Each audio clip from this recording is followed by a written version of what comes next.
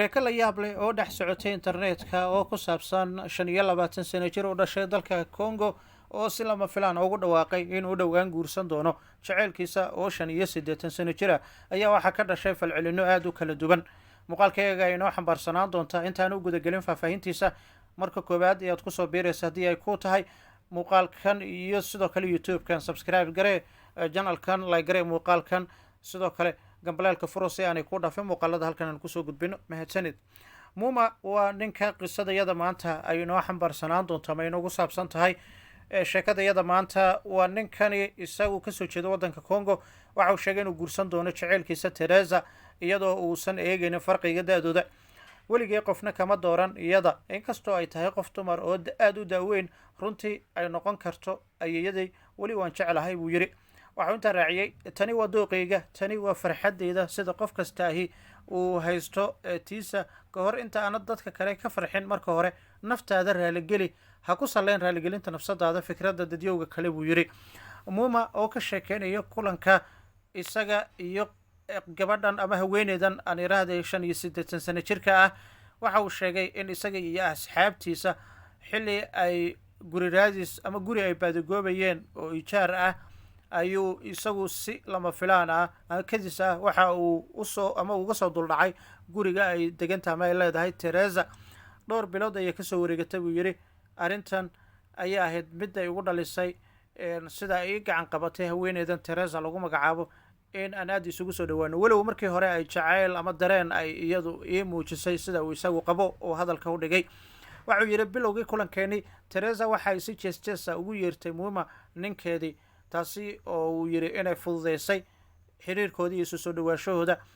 waxa uu sheegay in maalin weliba xusuustiisa aanan ka marnayn dhacdooyinka amaba la xidhiidha in ay jirtay xiliyo badan oo lacag gaadiid ama transport ay iyadu ka dhiibaysay. haddaba dabeecadaha noocan oo kale ayaa qalbigiisa aad ugu soo dhawaaday, waxaana uu bilaabay inuu ku dhaco dabin jacayl. sidaa daraaddeed sheekadooda jacaylka ayaa sidaasiba ku bilaabatay. haweeneydan 85 sano jirka waxay haysataa 8 caruura iyo 20 ay ayeeye u tahay. waxayna sheegtay inay rajeynayso inay guursato saaxiibkeed oo ay muddo dheer saaxiiba ay ahayeen, islamarkaana aanay sugi karin inay xidhato taashka arooska. waxaan leeyahay 8 caruura, 20 ayaan ayeeye u yahay bay tiri. marka loo eego da-da ninka imika ila aqalgelaya ama aan guursanayo waxuu noqon karaa ilmahayga shanaad. isagu waa uu jecel yahay, aniga waan jeclahay, isagana waa uu jecel yahay buu yidhi bay tiri haweeneydan. waxaan diyaar u nahay inaan xidho dharka arooska iyo faraantiga bay leedahay. isku diyaarinta caruuska waxa ay Muma uu sheegay in caruurteeda ay ka codsadeen inay siiso 20 neef oo saca. qiimaha caruusada dalab uu doonaya inuu isagu bixiyo ama ku qarash gareeyo arooskiisa. haddaba arrintan ay ahayd mid saacadii ugu dambeeyay aad dadweynaha ay uga falcelinayeen, gaar ahaana baraha bulshada, barta Twitter-ka iyo baraha kale ee dadweynaha ay aad ugu xiran yihiin oo falcelin aad u ballaaran arrintan ay dadku muujinayaan. marka la eego dhacdadan waa dhacdooyinka naadirka ah amaba qisooyinka naadirka ah ee run ahaantii aan la saadaalin karin, siba dadka qaar oo aad arrintan caloolyow iyo sidoo kale walaac uga muujinaya, maadaama ninkan ay da-diisu tahay 25 sano jir, haweeneydan sidoo kale ay tahay 85 sano jir, aysanna isku habbooneyn sida dadka qaar ay qabaan. laakiin wadanka Ghana oo caadooyin kala gedsan ay ka jiraan, waxaad moodaa in caruusada iyo caruuskaba ra'yigooda aad loogu taageerayo. inkastoo ninkani isaga uu doorbiday in uu guursado haweeneydan 85 sano jirka ah oo uu mararka qaar run ahaantii noqon karta ayeeyadiis, haddana uu jiro damac ama jacayl labadooda dhex maray. dhacdadan run ahaantii waxay soo xusuusinaysaa dhacdooyin aad u badan oo dunida dacaladeeda naadir ku ah, laakiin marar badan laga soo tabinaya. run ahaantii markaad eegto xilliga imika aynu ku guda jirno casrigan cusub, wax weliba oo la filan karo waa ay dhacaan, waa wax weliba la yaab ma laha sida dadka ay qabaan, maadaama marar badan aynu aragnay haweeney aad u daaweyn oo inan yar guursanaysa. sidoo kale aynu aragnay nin da-diisa aad ay kor u dhaafayso 70 ilaa 60 oo la aqalgelaya gabadh aad u daayar. inkastoo dhaqamadan ay caadi ka tahay meelaha qaar, haddana waxaad moodaa in sharci darro lagu tilmaamayo siiba marka la eego dhaqankan. haweeneydan hadda waa 85 sano jira, ninkan waxba kama dheefayo, oo run ahaantii da-dii lagu ilmo dhalayay waa ay dhaaftay oo waa ayay maraysaa ayay maraysaa imika marka la eego.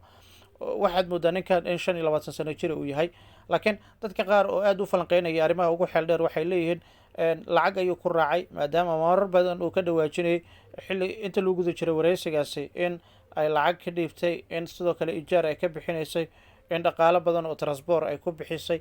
arrimahaas oo idil ay yihiin waxyaabaha sida gaarka ninkani u doorbiday in haweenadan uu la aqalgalo ama u dhaxo, taasi oo lagu sababeynayo isu soo dhawaashahooda ama guurka labadani qof. laakiin dunida dacaladeeda dhacdooyinka naadirka waa kuwa markaasi lama filaan ah. bulshadeena soomaaliyeed ma ahan kuwa aad markaasi dhacdooyinkan ugu badan oo ay ku yaryihiin, inkastoo marar badan baraha bulshada lagu faafiye sawiro kala gedsan oo muujinayo labo qof oo aanu isku gayaan ahayn oo haddana isguursanaya. waxaad arkaysaa nin aada u daaweyn oo guursanaya gabar da-deedu ay tahay ama aan ka yareenba 15 ilaa 12.